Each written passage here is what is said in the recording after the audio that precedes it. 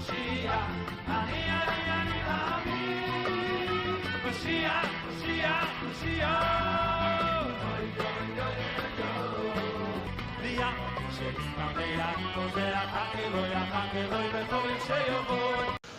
as a milsa de bedichasa, there was an employer who calls in one of his workers and he says, "Do you believe in Tchias HaMesim?" He says, "Nah, it's not my thing, I don't believe in it." He says, "Really?" He said, "Well, how do you explain that yesterday you said you went to the funeral of your grandmother, you had to get off from work?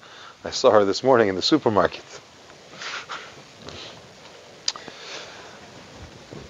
I want to talk today several things, and you could follow along in the handouts regarding Tchias HaMesim in general. First of all, how will a person come to Tchias HaMesim? Will he be healed?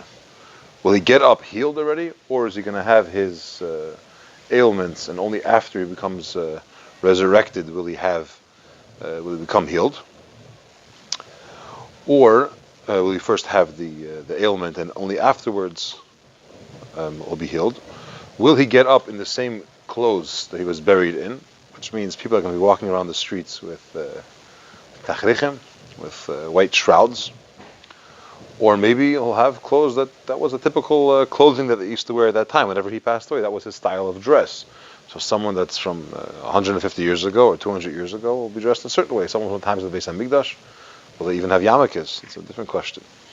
When they come back to Tchias HaMesim, what clothes are they going to be wearing initially? What's the process of getting healed? So we'll begin like this. The question is, someone who was a summa, someone who was blind, or a mukashchin, what's going to happen to him? A person that had a certain ailment, let's assume that they couldn't see, and they come to Tchias HaMesim. Are they going to get up as blind people, or whatever the ailment was, and then they'll be healed, or not? And there's two ways to look at it. In general, these psukim that we have from Yeshaya, which talk about, it's actually, this question is asked in the Mezeritch, and the psukim in Yeshaya, which talk about healing, or the miraculous healing, there's two ways to look at it. The first of Navi look at it as a spiritual type of healing.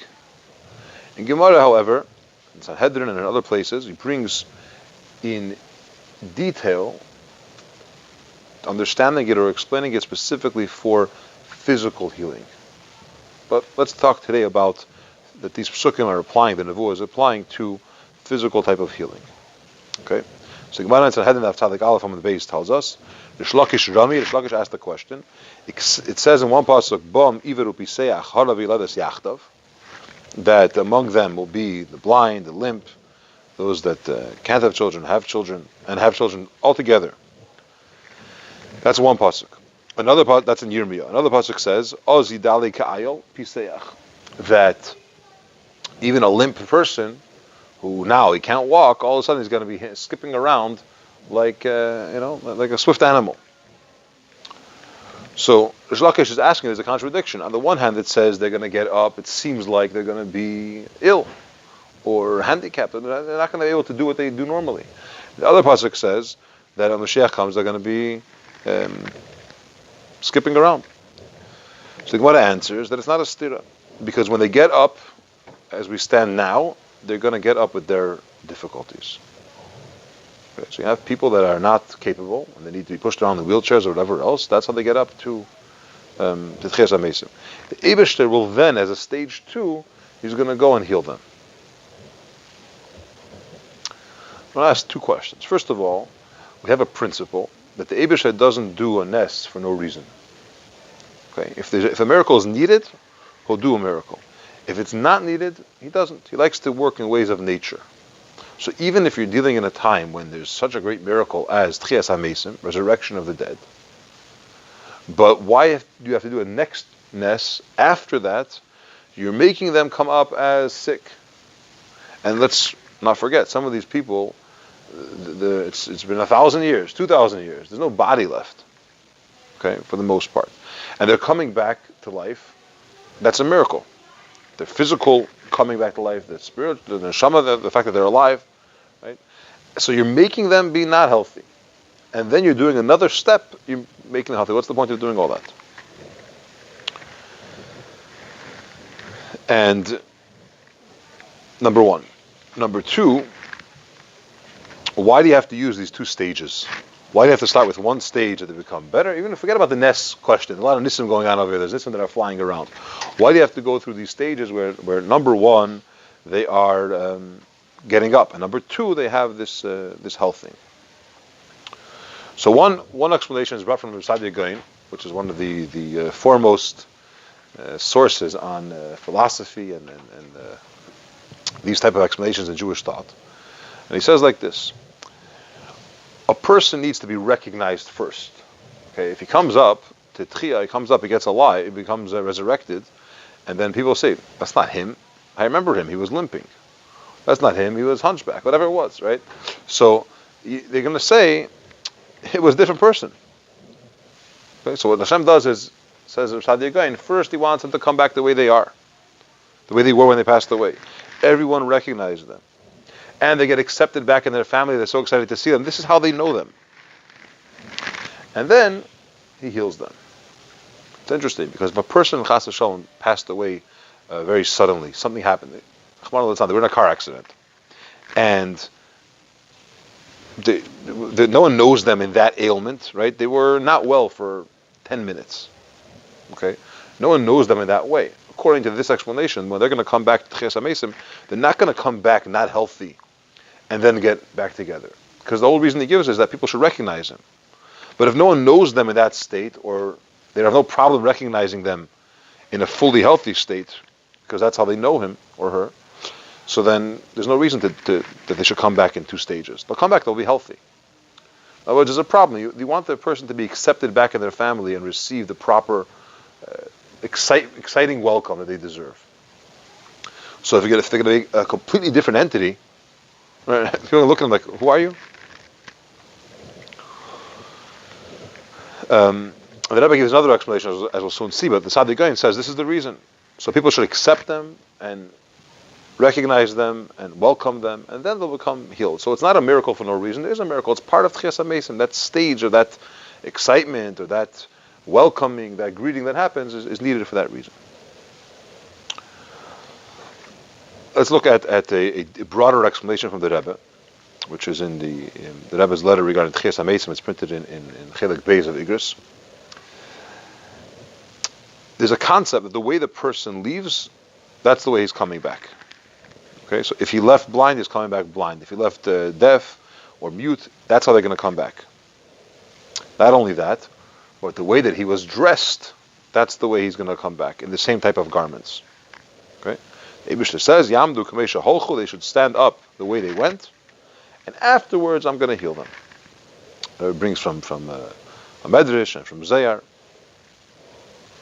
Another reason, people should believe these are the same people. The person comes back. It's not just you don't recognize them; they have to introduce themselves, and they're not going to receive the same greeting as they would when they feel this person. This is how they know them, right? Maybe you could explain this. If you ever see a person that you didn't see in a very, very long time, they look completely different. It's offsetting. They lost tremendous amount of weight. Their beard has changed colors. A different person. And you look at them like. By the time you process that it's them, it doesn't have the same excitement. And if you're not going to see the person the way you know them, it's going to be missing something to this reunion. Right? There was the famous joke about a person sees his friend across the street. He runs across the street. He says, "Chaim, it's amazing.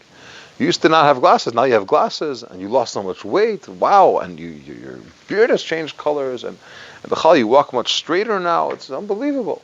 He says, "Chaim, not Chaim. My name is Moshe, and you even changed your name." But so there's a reason that when you see the person, you should feel this is that person, and you should be able to recognize them. Okay, the Rebbe says further. They shouldn't be able to say that, you know what happened? Hashem sent another group of people. The original people that passed away, that 500 years ago, they're not back. Or even 100 years ago. There's a new existence of people. They have the same name, maybe. Maybe they belong. This is the role they're fitting, but they're not the same people. By bringing them back the way they were, everyone feels that it's the same person. So it's not just So you should recognize them. You can recognize them, they'll have name tags. No one should be able to come and say, it's not the same people that got up. It's a new creation. And that's lacking in Tchias HaMesim if you don't have that component. Okay? Yeah. They're going to say it's not the same people that died.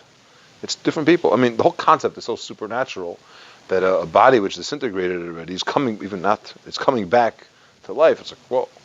So it's easy to say it's not the same people, whatever. Those guys is different, whatever. It's not a different reality. But by bringing them back the same way, you have that. Okay, we have here a quote from Bereshis Rabbah. Anyone that Hashem has plagued or hurt in this world, when Mashiach comes, they're going to be healed. Okay, the blind will be healed, as it says, the eyes of the blind will be opened. The ones that are limping will be healed, as it says, as the Dalig brought this pasuk before from Yirmiyah, that it's going to they'll skip like an aisle, and so on. Okay. So this is the other reason that's bringing that the Rebbe brings that you shouldn't have that feeling that it's different people. Okay.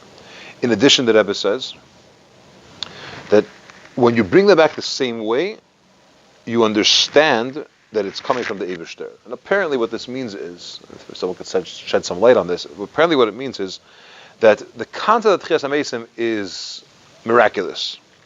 But when you put this detail, that they're coming back to the stage that they were before, it makes you recognize it's only the Eibishter that could do it. You're almost watching this miracle unfold in stages. First they came back, wow. And then they're the same way they were. And then they're being healed.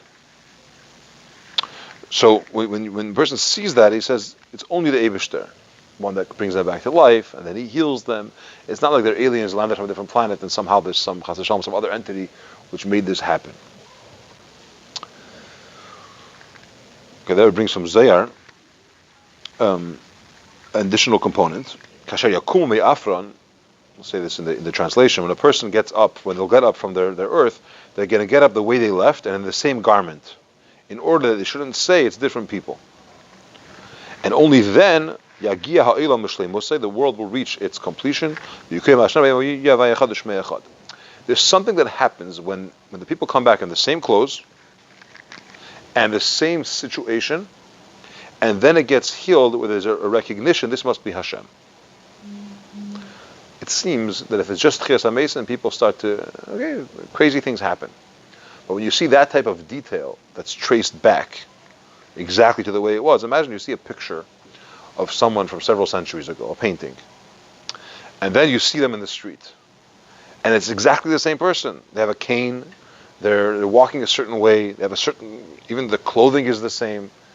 It's not a guy who walks in and says, I'm the Baal Shem Tov, or whatever. And I don't know if the picture of the Baal Shem Tov is real, but you see something. But by seeing it exactly the way it was, it adds another component of Hashem Echad Shmei Echad. Everyone recognizes that it's Hashem that's doing this miracle.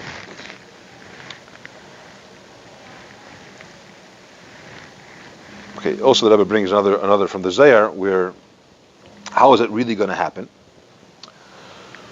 So they're going to be healed in their grave, and from there they have the healing even before they get out. In other words, they're going to get up, they're going to come back to the body, will come back whole, it will come back to life, and then there'll be a process of healing, and then they'll come up, which won't have the component that we just explained. There is such an opinion in Zayar, but we're not going to have that component of feeling, seeing, recognizing. All those things won't be there because they're going to get up. By the time they get out and people see them, they're already going to be healed. Maybe it means that they themselves will feel that process.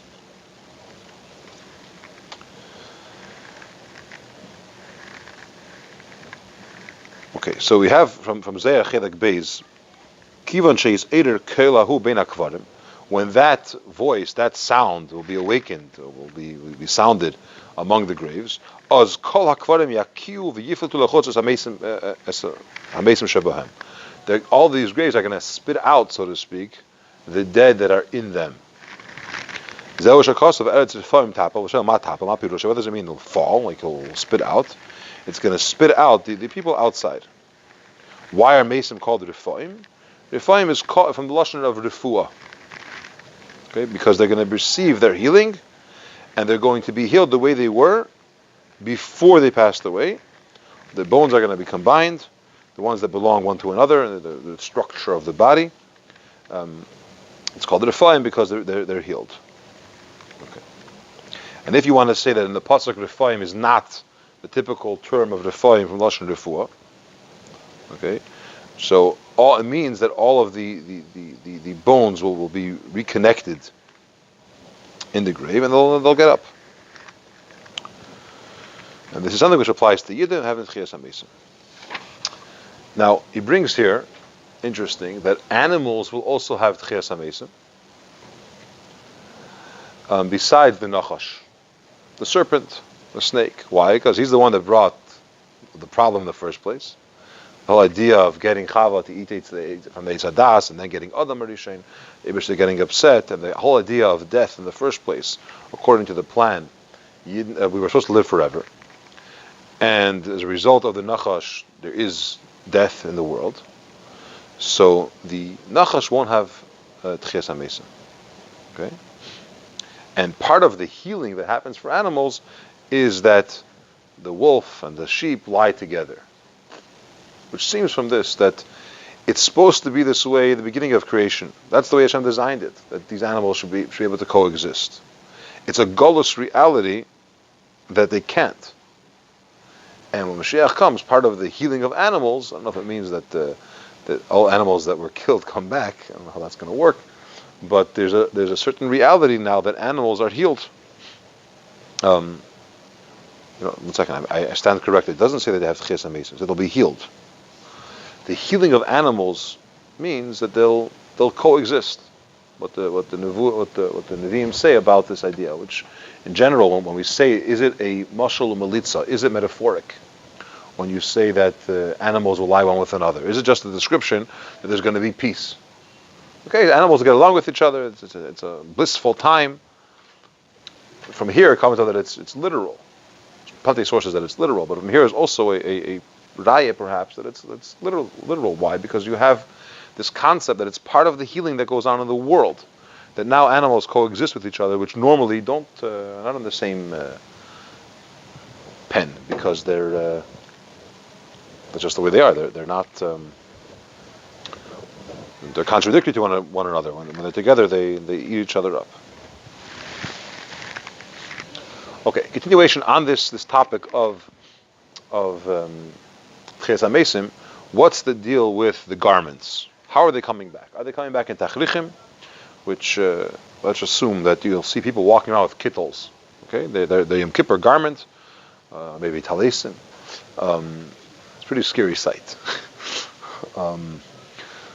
Or does it mean the regular clothes that they used to wear during their lifetime? Okay, if he was wearing overalls, that's what they wore. He wears. If he's wearing something else, that's what he comes back with. So the Rebbe explains like this. It says in Chazal that a person will get up in the same clothes that he went down in his grave with. But there's a machlekes. Does it mean the tachlichim, the shrouds, or maybe does it mean the type of clothing that he was used to wearing? Okay.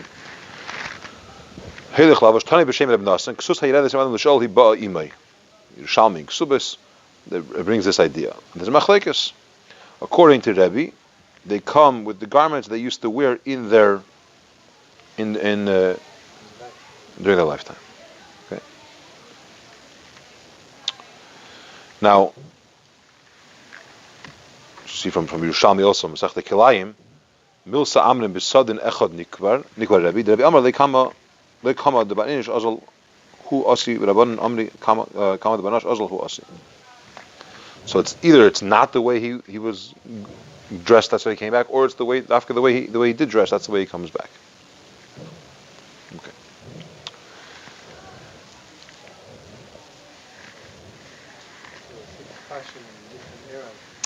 You can enjoy the styles, right? Okay. Okay. So Antulinos asked the Rebbe, What does it mean? They're going to be turned over like the format of a seal. And he explained to him that the pasuk, you have to understand the pasuk. The pasuk means two things are going to happen. The person will have a resurrection. They're coming back to life. Their body comes back to existence. In addition to that, there's another component to the ness, that they now have clothes. The same clothes that either they were buried with or that they used to wear. Okay, which is another interesting thing. The Gemora Masechta Nida has a question. What's the halacha regarding kilayim? Can you use kilayim, right? Shatnez. You have a garment that has wool and linen together in it. Generally, there was a minig, or more than a minig, instituted that not to embarrass the poor people. Why are people buried in tachrichim, in shrouds? Because not to embarrass people that don't have. Okay, so let's assume there was this crazy custom that they're burying people in gold and silver or whatever, in fancy clothing. So a person that doesn't have, they're very embarrassed when they pass away, then that they're buried in simple clothing. So in order to, out of respect, it should be just simple white garment. But if you go back to the source from a halacha perspective, can you use shatnez? You can't wear shatnez yourself. You can't have one garment with wool and linen. We check our clothes for shatnez. What about for a mace? Could a dead person be buried in this in shatnez? Okay. So the Gemara says you're allowed to. Why? How could you say you're allowed to? When he gets up, he's going to have kilayim, right? Right now, it says "B'meisim chavshi," right? Poor person that passed away is not required to do any mitzvahs. But when he gets up, now he's alive and he's wearing shatnez. So Rabbi Yosef learns from here that mitzvahs b'teles la'asad lavi. When Moshiach comes, you're not going to have these requirements. And the proof is that you're allowed to bury them that way. Why would you do that if down the road they're going to very soon get up and there'll be a problem? Okay, and it's a whole another topic about mitzvahs b'teles la'asad lavi and so on. Let's look at the quotation here from Gemora Masechta Nida, Samach Aleph Amud Beis, page 61b. Tanu Rabbanan Begech Avad Bekilayim. A garment which has kilayim in it, has shatnez, you should not sell it even to an idol worshipper. Don't make it even a saddle for a donkey. Okay, because when you sit on it, it's an issue. But you could make shrouds for someone that's being that passed away.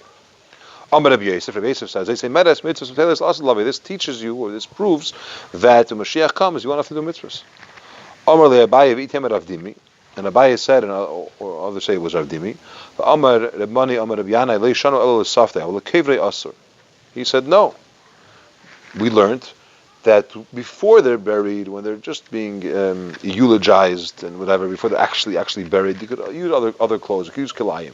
But when they're actually being buried, you can't do kilayim, because there'll be a problem. Now, did we not learn that Rabbi Yechanan said even to bury him? And Rabbi Yechanan goes according to his tam. What's Rabbi Yechanan's reasoning? His reasoning is that by dead people there's freedom in the sense, it's chafshi min ha-mitzvahs, he's not required to do any mitzvahs. And therefore, he could be with kilayim. Okay.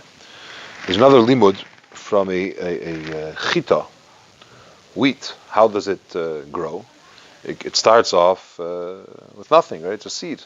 And then it grows its clothes. It grows the garment around it. Wedding Ksubas brings a kal v'chemer from a chita, from a wheat kernel that's planted when it's naked without any clothing. And how much more so tzaddikim, that they grow, they get up with garments. So Tosfos says, B'lvushay and Eza, and this is what we keep on getting back to, which garments is it? Is it garments shanikvru b'hem, or is it the tachrichim, or the ones that they used to wear? Shnei deyes b'davar, there are actually two opinions. Is it b'tachrichim, or b'lvushay sheregilim b'chayeyim? We'll have to wait and see what happens. Is it going to be with tachrichim, or is it going to be with the garments that they have? Okay. We have the Gemora itself, Daf Kuf Yud Aleph Amud Beis. Amar Rabbi Bar Yosef, Hasidim tzadikim sheyamdu b'malbushein. Kavachimer michita. Machita, just like a wheat kernel, shnikbira adruma, yetza b'kama levushin.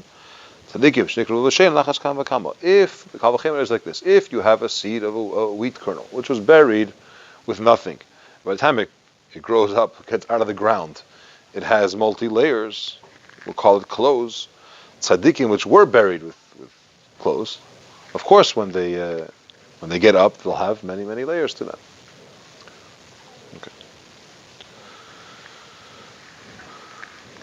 Okay.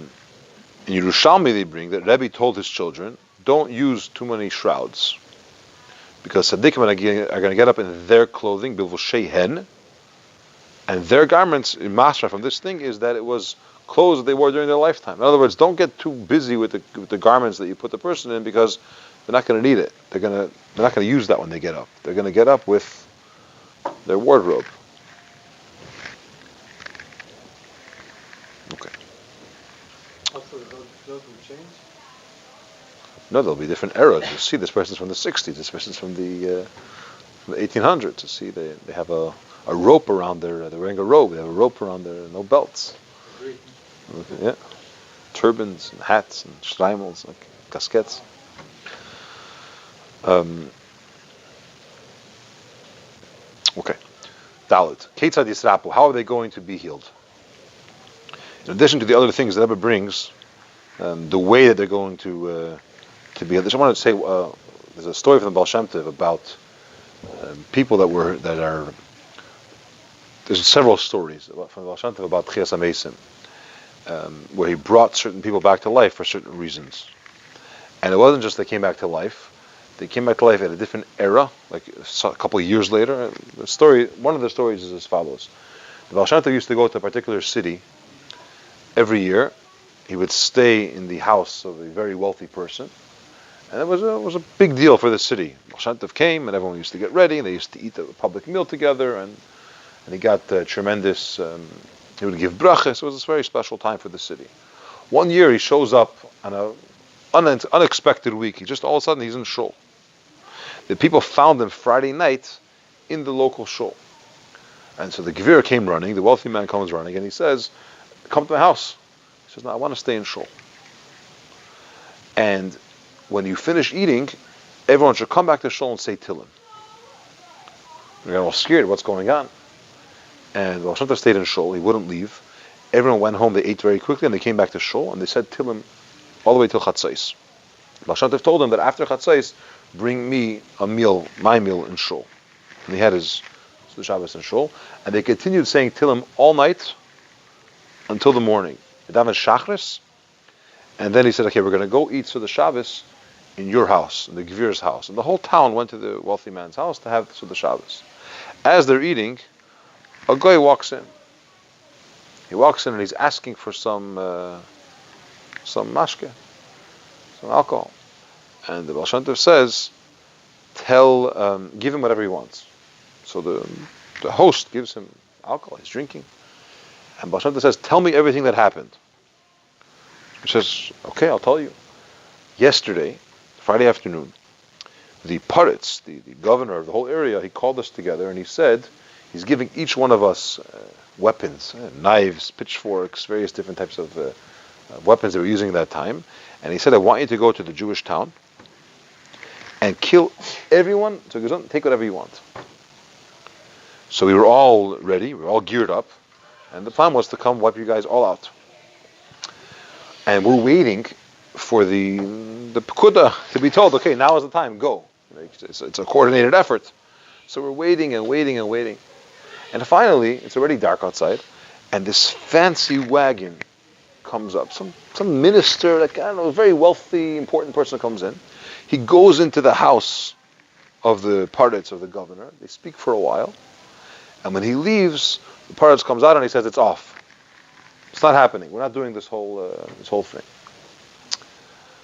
So it was a very strange idea. 2 minutes, a few hours ago, he was screaming at us, we have to, we're all geared up and excited, unfortunately, to kill Jews. And now, it's over. That's what happened. Moshiach says, let me tell you the rest of the story. The reason why I'm here is because I saw Lamaila, I saw in heaven that there was some terrible thing going on, and they want to wipe out a whole village of Jews. So I decided I'm going to come with you. I'm going to be in this town for Shabbos. I'm going to daven and try to do the best I can to stop this decree. And the only thing I was able to do, the only thing, was to bring back a person that passed away, a guy, who was a classmate of this Paritz. They were very good friends as kids and as young people. He doesn't know that he died. To bring him back and have him go visit him. Now, why did he want to kill the Yidden? This Paritz, says the Baal Shem Tov, was a very wealthy man. And because he was so wealthy, he never lowered the prices of the wheat that he would sell. He never lowered it. Just to compete with everyone else. He didn't care. You don't want to buy, don't buy. Big deal. As a result, many of his storehouses, the wheat just sat there and it got ruined.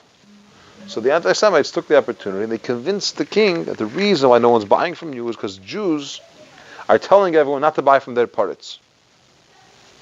And you should take revenge. And the Paritz believed it. And he decided the Yidden are the terrible people and they should all be killed. So this friend of his who came back from the dead, dressed up in this fancy clothing, came in a fancy wagon, went to him.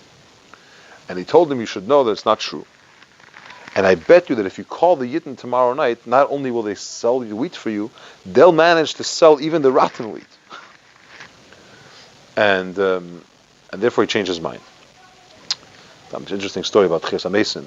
It's not what we're referring to, but you see the idea of resurrection where the Baal Shem Tov wanted this person to come back for a certain reason, in clothing the way he used to wear, in a wagon, in a horse. All these things are miraculous. It's not like someone pulled up to the cemetery, was waiting for him with a wagon. His Uber showed up. It's a whole different... one of the things when you hear or learn about these types of stories, it's a little bit more mamchesh. It brings out a little bit more the idea of Chias HaMesim in general. There's another quick one with Baal Shem Tov. There was a fellow in an inn, and I think it was the Baal Shem Tov. There was a fellow in an inn, a guy. He got very, very drunk, and something happened, and he collapsed and he died. And everyone was very scared because now the Yid owns the inn, and they'll say he killed him, he poisoned him. Who knows what they're going to say? So they ran to the Baal Shem Tov. Baal Shem Tov came, and he whispered in this guy's ear, "This is not the time nor the place for you to die." So this fellow gets up, literally got up, and he walked out, and as soon as he left the town, he collapsed and he died. That's a different type. You don't see that he came back in his clothing and all these things. He just, not yet. Okay, so now the question is, interesting component, how is the healing going to take place? Are they going to eat something special? Is there going to be some kind of tefillah they're going to say? Are they going to have medicine? How do they get healed all of this? What's the process? So the Rebbe brings that it's a teitzah, it's a result of the gilui eira miyuchad shel shemesh la'asid lavei. The sun has a very special quality, revelation of light, and that's going to bring it. It'll bring some zayar. They're going to get up. This is what we brought before was chelik beis of zayar, which says they're going to be healed before they get up. Chelik aleph, it says they're going to get up with their ailments. Okay, and then the sun is going to shine at such a level, as it says, Hashem is going to take out the sun from its shell, and tzaddikim will be healed. Which means the sun's going to shine in such a way that it's going to heal them. Okay, the same concept of the sun that shined, is it shone or shined? Shone for Yaakov Avinu, right after the story with the Malach, and he dislocated his sciatic nerve, and when he came to Shem, the next morning it says the sun shined and he was healed. What happened? There's a certain shine from the sun, that gilui that healed it.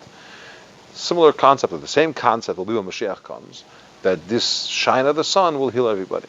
So it's going to be a sunny day, or it'll be sunny. Even if Moshiach comes now, it'll be sunny now.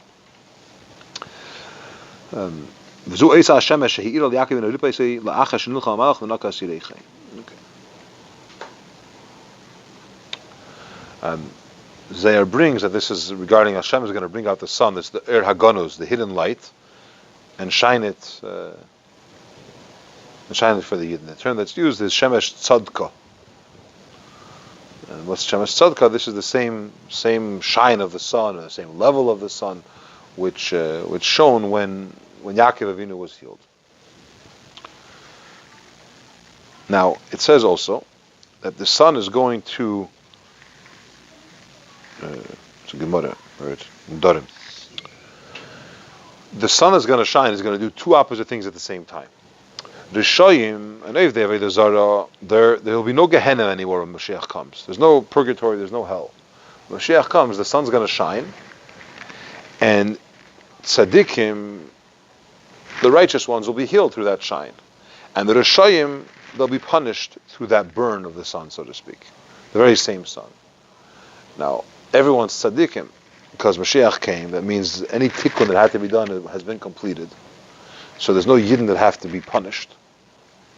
So those that, the goyim that are not, we'll call them, not good goyim, not chsidim Yisroel, they will have their punishment, okay, for hurting the yidden and so on. But it's the same shine of the sun, which is also a concept, a Mashiach concept, a GEULA concept. You have the sun is shining at the same time, and tzaddikim nenim ba, the lashon is, and Shem ridenim ba.